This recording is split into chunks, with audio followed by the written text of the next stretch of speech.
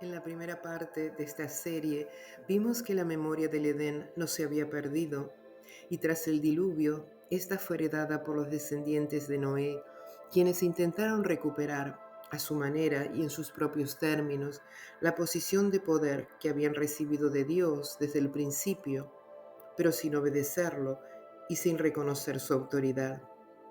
Las escrituras nos dicen que los pueblos que habitaron la antigua región de Sumeria y Akkad eran una mezcla de descendientes de Cam y Sem, como Nimrod y Asur. Conocían la historia de Adán y Eva, la caída, el juicio del diluvio y la voz que una vez guió a nuestros primeros progenitores. Este recuerdo quedó reflejado en su arte, en sus construcciones, en sus símbolos y en su forma de entender la vida.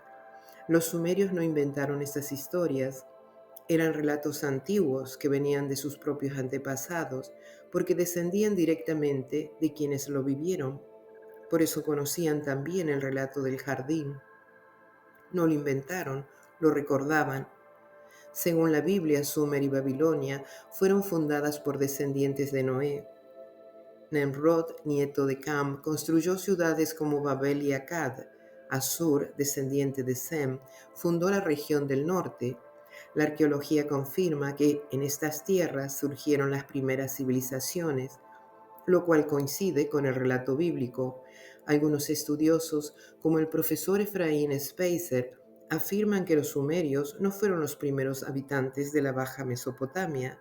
Según sus investigaciones, la región ya estaba habitada por pueblos semitas antes de la llegada de los sumerios, y se han encontrado muchos elementos culturales y lingüísticos semíticos en los restos más antiguos.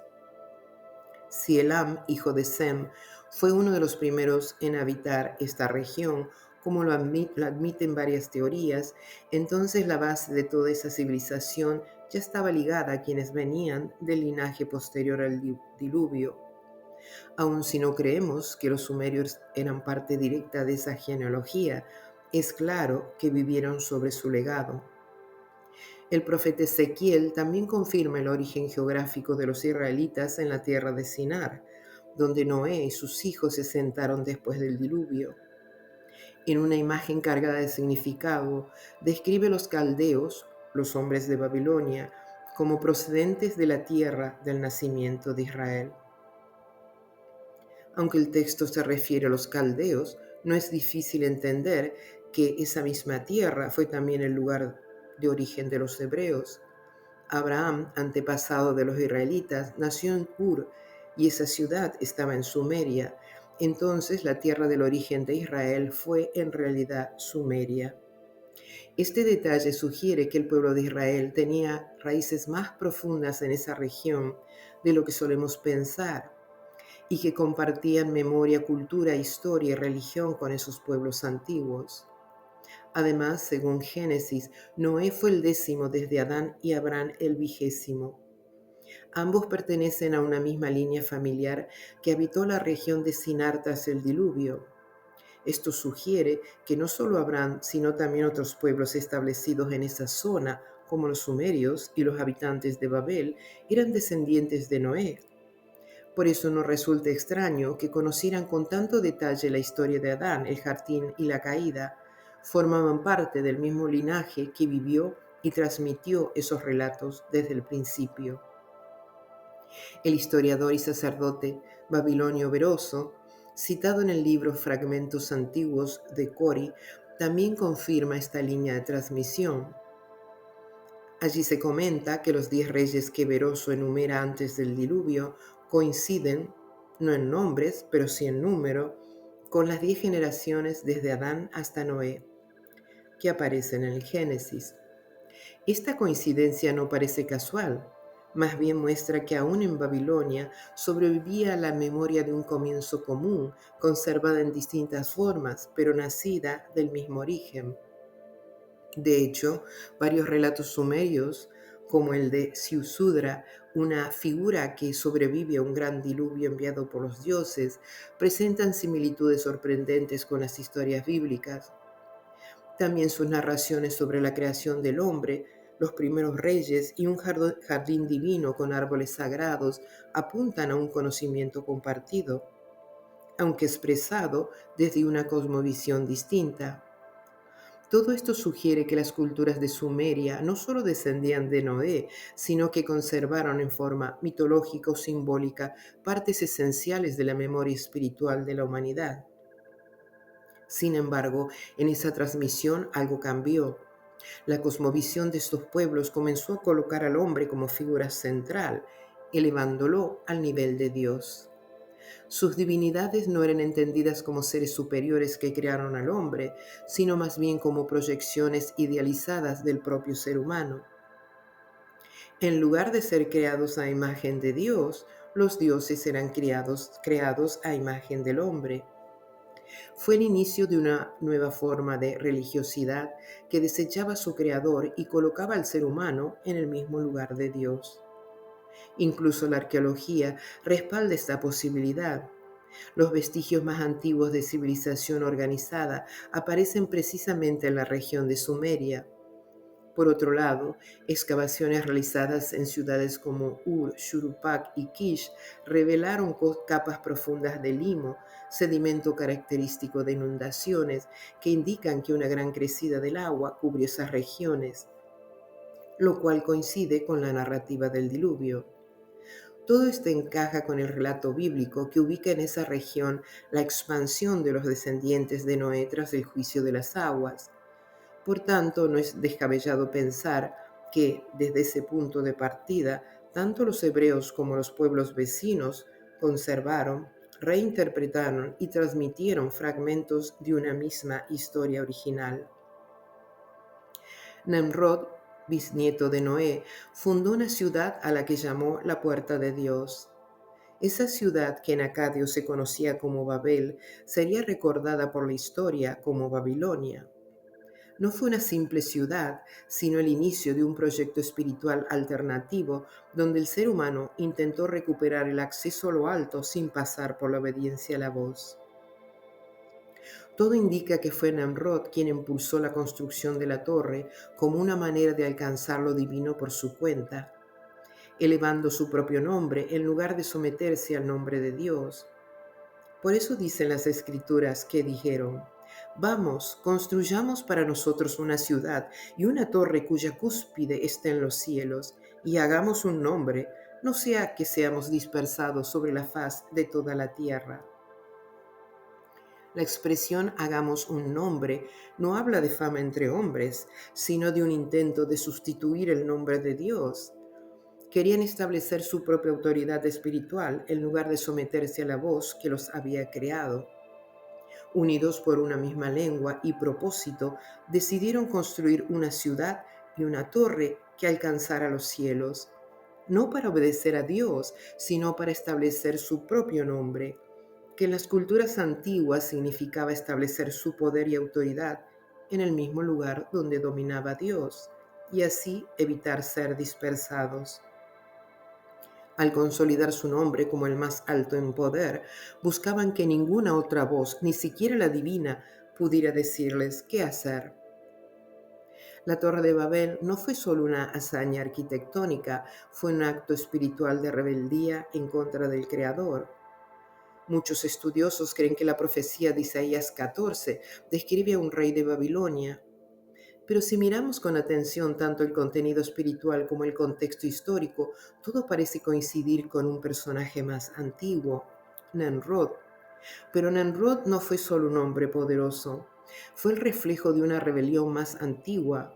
Fue la manifestación humana del espíritu del conspirador, ese ángel creado que, según el libro de Adán y Eva, no soportó que el Creador pusiera toda su obra bajo la autoridad de la pareja creada por Dios y no bajo la suya.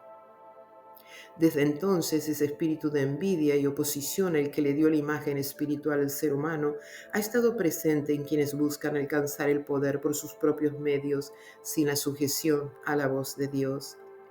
Nimrod actuó bajo ese mismo impulso. No quería reconciliarse con la voluntad de Dios, sino reemplazarla.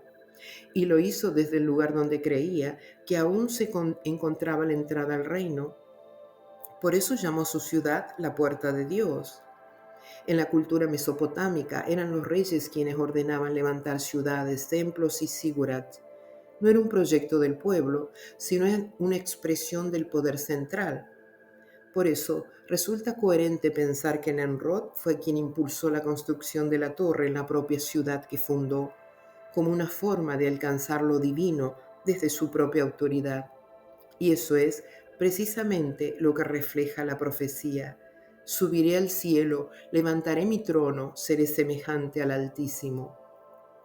La caída descrita en Isaías no es solo la de un rey cualquiera, es la de un hombre que quiso ocupar un lugar que no le correspondía, alguien que trastornó reinos, que se hizo temer por su fuerza, pero que terminó destruido por su propia ambición. Y lo hizo porque la memoria del jardín estaba cercana. Sabía que existía una conexión real entre lo alto y lo bajo. Recordaba que hubo un tiempo en que el ser humano tenía acceso directo a lo divino a través del jardín. Pero en lugar de restaurar esa relación por medio de la obediencia, intentó forzarla por medio del poder humano. He hablado en la primera parte de este episodio de lo que se manifiesta en el libro de la vida de Adán y Eva y con respecto a la ubicación del jardín. Estaba ubicado arriba de la montaña donde estaba la cueva que Dios mandó a vivir la primera pareja después del rompimiento del pacto. Lo ubica en cúbitos espirituales, pero al final del pasaje lo explica en medida humana, diciendo el jardín no estaba lejos arriba de ellos, sino solo a 15 cúbitos espirituales. Ahora un cúbito espiritual corresponde a 3 cúbitos de un hombre, todo junto 45 cúbitos. Eso quiere decir que estaba a una distancia relativamente cercana, aproximadamente 22 metros sobre ellos. No era un lugar lejano perdido en el cielo, sino visible desde donde se encontraban. Sin embargo, aunque podían ver la ubicación del jardín, el acceso estaba sellado espiritualmente.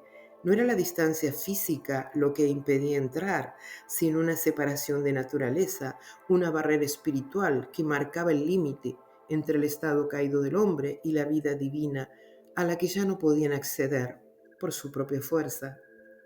Sin embargo, los constructores de la torre, la llamada Puerta de Dios, intentaron forzar ese acceso por sus propios medios.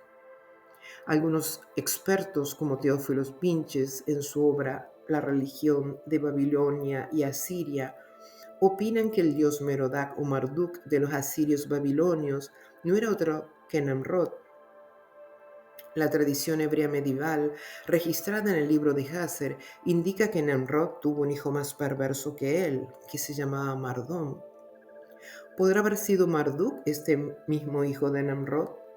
Esto es posible porque el hombre sumerio creía que Dios era hombre y hecho a su imagen. En otras palabras, el hombre sumerio creía que el hombre había inventado a Dios. Marduk reemplazó a Enlil como señor en el panteón de autoridad de dioses en Sumeria. Según el pensamiento de esta antigua y primera civilización humana, los hombres en poder eran dioses, y en lugar de seguir la guía que había orientado sus antepasados, empezaron a admirar y adorar al ser humano como fuente de poder única. Así comenzó la transformación de la memoria en culto y del liderazgo en divinización. Esta exaltación del poder humano no se limitó a un solo individuo, sino que impregnó el corazón de los descendientes de Noé, preparando el escenario para la rebelión narrada en Génesis 11. Unidos por una misma lengua y propósito, decidieron construir una ciudad y una torre que alcanzara los cielos, no para obedecer a Dios, sino para establecer su propio nombre como un Dios. Fue entonces, como respuesta a esa unificación sin obediencia, que la voz intervino, confundió su lenguaje y los dispersó por toda la tierra. La división no fue natural, sino resultado de haber querido ocupar un lugar que no les correspondía. Aunque hoy nos parezca difícil imaginarlo, no es tan alocado creer que en un principio toda la humanidad compartiera una misma lengua, como lo sostienen antiguos relatos hebreos y sumerios. Incluso la lingüística moderna ha explorado la posibilidad de una lengua madre común. Y muchas tradiciones conservan la idea de que un lenguaje único en los orígenes, antes de la fragmentación, existía. Tal vez esa lengua no solo unía palabras, sino también propósitos. Quizás eran los vestigios de la lengua espiritual que Dios había dado al hombre desde el día de su creación. Su pérdida marcó algo más que la división de las palabras.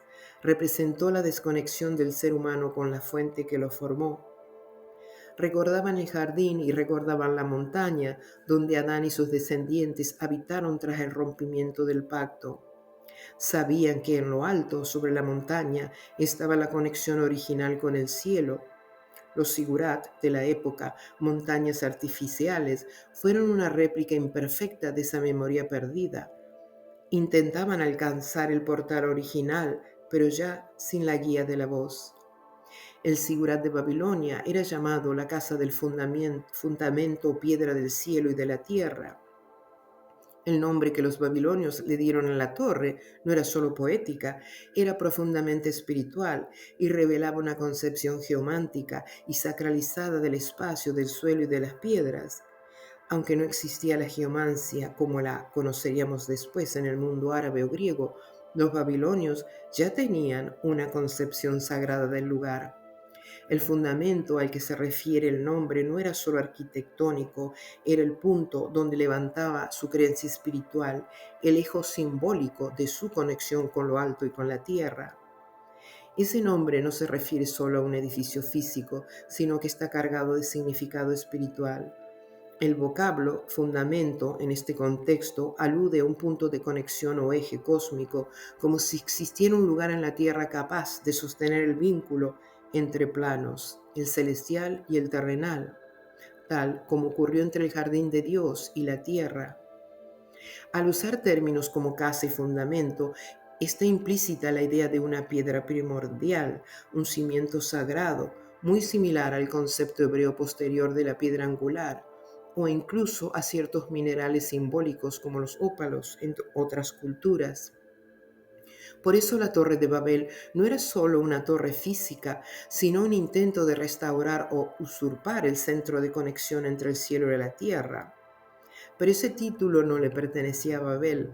El verdadero fundamento entre el cielo y la tierra era el jardín de Dios, plantado por él mismo, donde la creación espiritual vivía en armonía con la obediencia a su voz y con la montaña pura, como la llamaban los descendientes de Adán hasta Noé.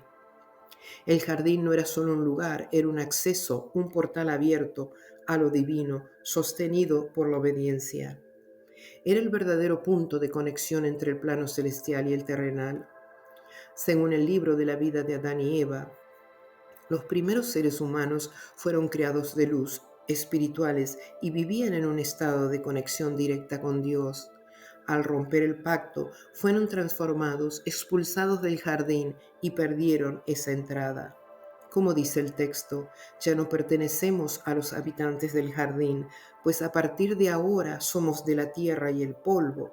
No vamos a volver al jardín hasta el día en que Elohim ha prometido salvarnos.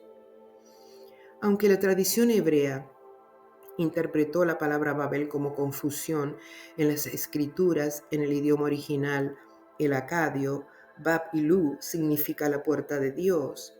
El arqueólogo francés André Parrot explica en su libro La Torre de Babel que la tradicional traducción de Babel como confusión presentaba una dificultad insuperable. El erudito advirtió que el narrador del pasaje conectó Babel con la raíz Balal, que significa confundir o mezclar, pero en realidad el término Babel está formado directamente del acadio, Bab-Ilú, que significa puerta de Dios.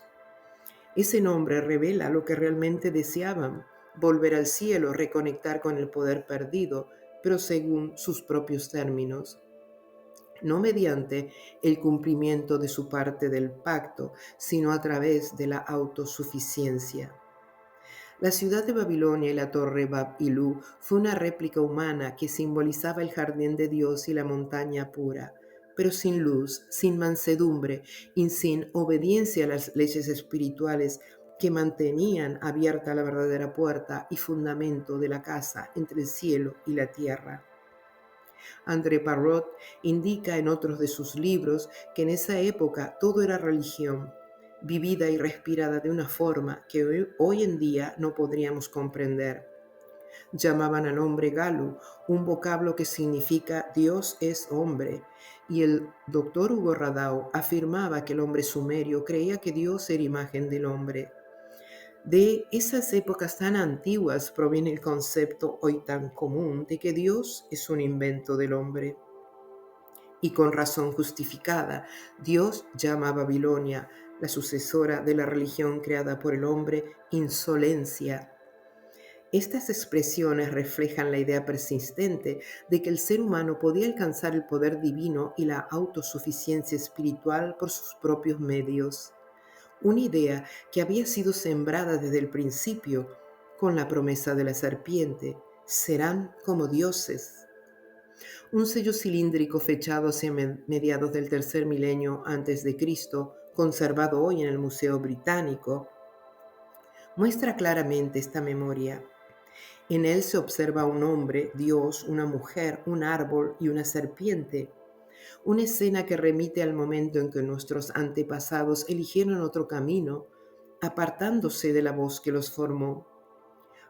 Los sumerios veneraban a las serpientes, representándolas en el arte con formas humanas y cabezas de serpiente, creyendo que les ofrecían protección, sabiduría y fertilidad. Con este recuerdo también se encontraba el jardín de Dios, cuyas entradas habían sido selladas hasta que el hombre supiera obedecer su voz. Pero en lugar de esperar ese momento, estos pueblos buscaron una entrada alternativa. Levantaron los sigurás como escaleras al cielo, intentando alcanzar el plano divino a través de sus propias manos, sin reconciliación, sin transformación interior, sin haber aprendido mansedumbre.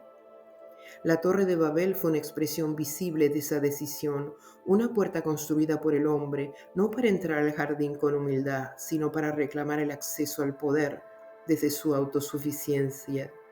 Fue un intento deliberado de volver a ser como dioses, pero sin Dios. En su libro Sumer, Parrot indica que no se puede separar en esa época el arte, la historia y la religión.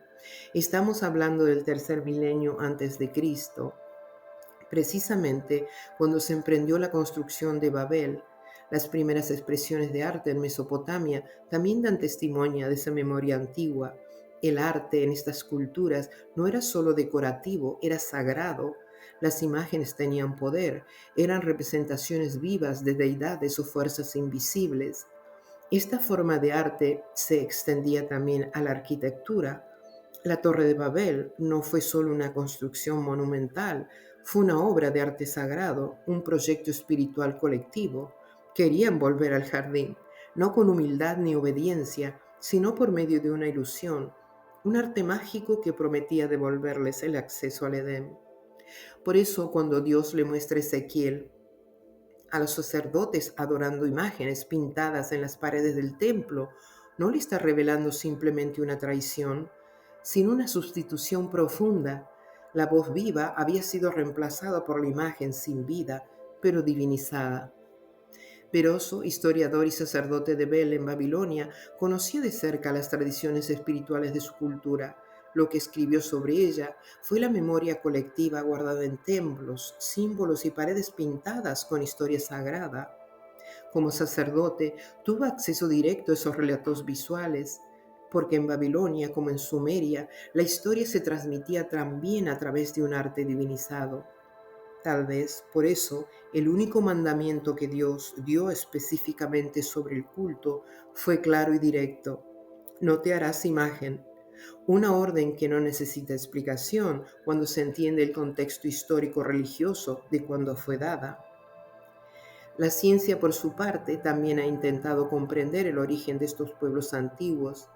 Aunque no pueden hablar de linajes espirituales como lo hace en la Biblia, ha descubierto que sumerios, acadios, babilonios y hebreos compartieron territorio, cultura y en muchos casos una raíz común. La lengua sumeria es un enigma, no se parece a ninguna otra conocida, pero el acadio, que luego dominó Babilonia, es una lengua semítica emparentada con el hebreo, el idioma de los descendientes de Abraham. Esto no es una coincidencia menor. Según las escrituras, todos estos pueblos descendían de los hijos de Noé, que se establecieron en la llanura de Sinar, exactamente donde se levantaron las primeras ciudades sumerias. La arqueología ha revelado una red de tradiciones compartidas, listas de reyes antediluvianos, relatos de una creación, una caída y un gran diluvio. Todo ello conservado en tablillas, inscripciones y muros. Estas historias no nacieron en un solo pueblo, sino que parecen surgir de una memoria espiritual común que cada cultura de alguna forma emparentada interpretó a su manera. Por eso cuando algunos afirman que los hebreos copiaron la historia del diluvio o del jardín de otras culturas antiguas, no comprenden que no se trata de plagio, sino de ecos divergentes de una misma raíz ancestral. Lo que distingue el relato bíblico no es solo su antigüedad, sino su enfoque, una historia centrada en la voz de Dios y no en dioses múltiples, en la obediencia espiritual y no en el poder humano. A la luz de todo esto, el mandamiento de no hacerse imagen cobra aún más sentido. Fue una advertencia clara para no caer en los mismos caminos. El hombre antiguo del valle del Éufrates creó su propio Dios, hecho su imagen y semejanza, ignoró al Creador verdadero y estableció su propio culto de adoración, que incluía santuarios, sacerdocios y estructuras religiosas, y trató de llegar a los dominios de Dios por la fuerza. Esta autosuficiencia espiritual fue definida por Dios como una insolencia a través del profeta Jeremías. Te puse lazo y quedaste atrapada, Babilonia. Sin darte cuenta se dio contigo y fuiste capturada, porque contra Yahvé te sublevaste. Heme aquí contra ti, insolencia, oráculo del Señor Yahvé Sebaot, porque ha llegado tu día, la hora en que yo te castigue. Tropezará insolencia, caerá sin tener quien la levante. Prenderé fuego sus ciudades y devorará todos sus contornos. Esta insolencia era espiritual porque rechazaron al verdadero Dios por la adoración del hombre mismo. Gracias por acompañarme en esta segunda parte del recorrido por el jardín de Dios y la Torre de Babel. Seguimos acercándonos a las respuestas que nos propusimos al inicio. Descubrir la conexión entre el jardín y la torre y reconocer la memoria espiritual que aún late en la historia humana. Recuérdate suscribirte al canal, activar la campanita para recibir notificaciones y compartir este contenido si crees que puede ayudar a otros en su camino. Nos vemos en el tercer y último episodio de esta serie.